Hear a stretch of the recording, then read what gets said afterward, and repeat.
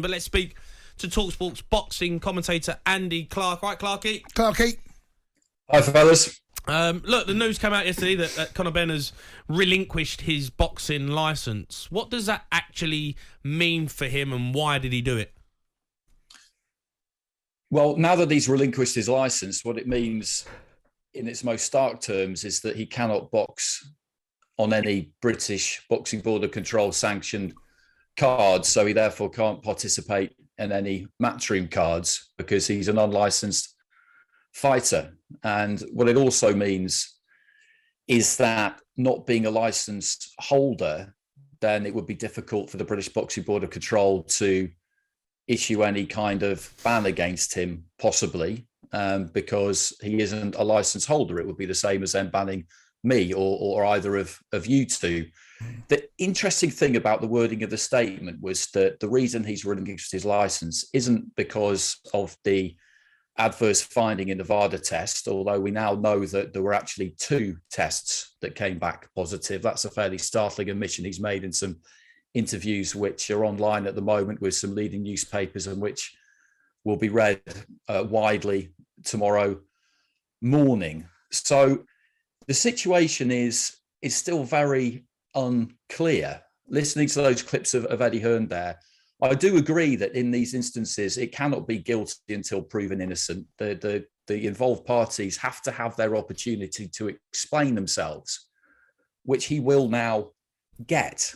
But reading these interviews, I was pretty shocked to learn that he had a positive test from a sample taken at the end of July, which they chose to basically disregard because they believed that it must have been a result of faulty testing. Then he returned another sample with an adverse finding towards the end of August, and that was the one that was publicised during fight week. Now, I am all for Conor getting the opportunity to put his case forward. I don't want to believe that he is deliberately cheated and taken performance-enhancing drugs of any description, but you cannot surely, when you are notified of a positive test, an adverse finding, however you want to describe it, you surely cannot at that point just disregard it and write it off as being faulty testing.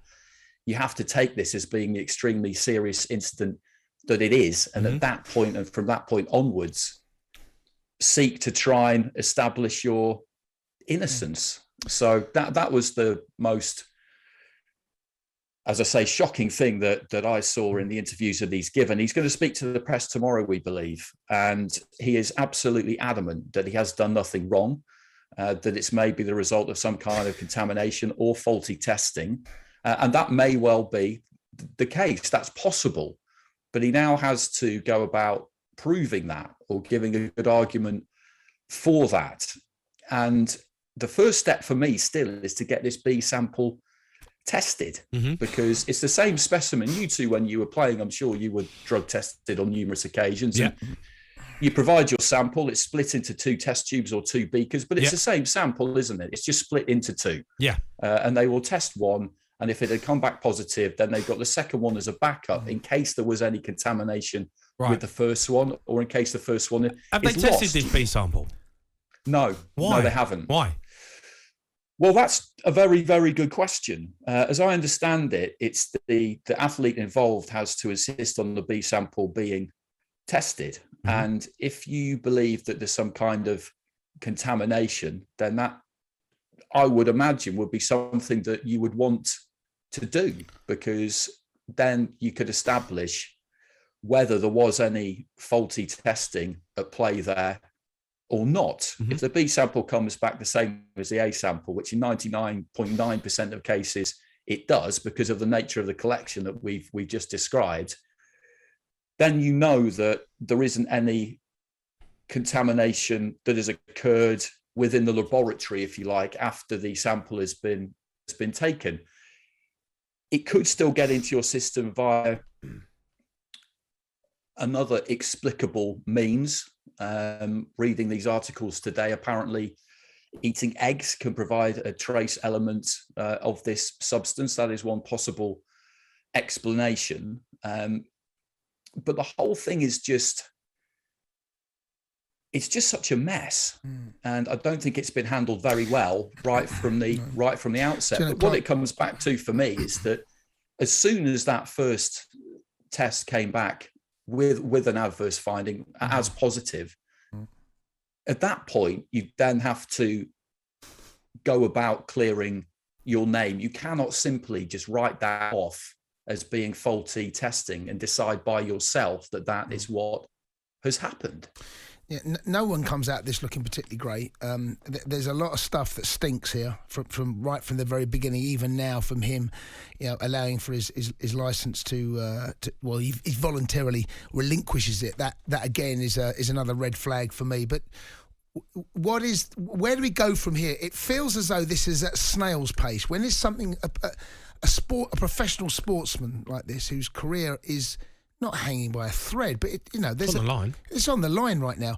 Why has there not been some more concrete movements? Why is Eddie Hearn coming on the other day saying about why don't we get this done and dealt with? This is a pretty serious matter, especially when a boxer goes in loaded in a fight. That we know those guys go into a ring and you pray and hope they're going to come out healthy. But how is this? It seems to me, Clarkey, as if it's at snail's pace. Why? Well, it is all progressing very, very slowly, and you go back to Fight Week and the events of Fight Week when it emerged early in the week because the findings were leaked to the Daily Mail and they published the story.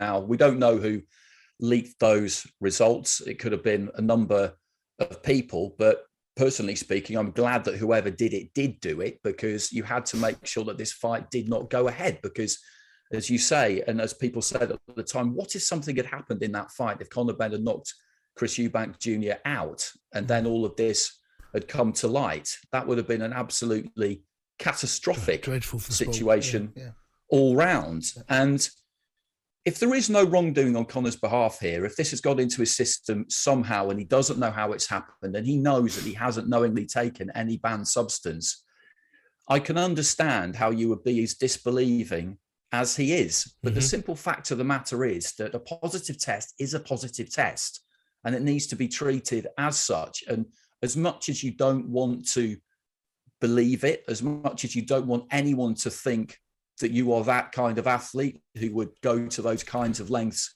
to win a fight, at that point, that fight simply cannot happen. You cannot try and brush this under the carpet. You have to get it out in the open, be completely transparent, and from that day one, ground zero, if you like, go about the process of trying to provide a logical and feasible explanation as to how it has happened. Because, as I say, again, you can't just say that this is the result of a faulty test. It'll be interesting to see what argument they now come up with.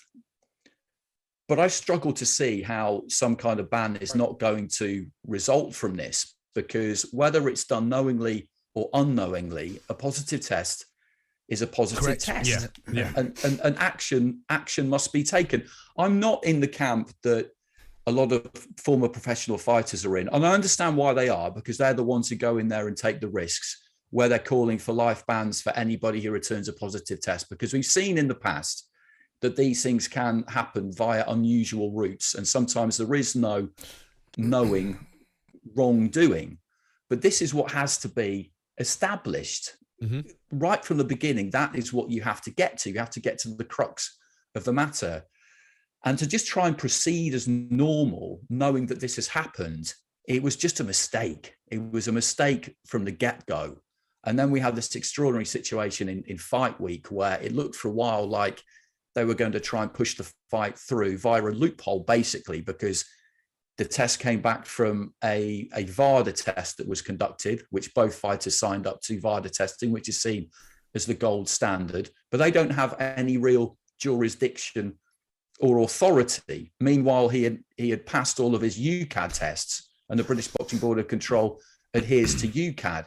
And I think that would have been the argument that they would have taken to the High Court if they'd chosen to go to the High Court. Eddie Hearn said during Fight Week they chose not to go to the High Court. And that's a factual statement. If they didn't take it there, then they didn't take it there. But I struggle to believe that had they gone there, that they would have got anywhere with it, because common sense has to prevail at some point. You can't just be talking in terms of technicalities, because if you go to a court, that is quite literally an independent arbitrator. And if the Board of Control take the stance that, okay, it didn't come back from one of our tests, but we respect and value VADA testing, we are going to take this as being a similar or the same infringement had it been one of our tests, because this substance is on our ban list as well.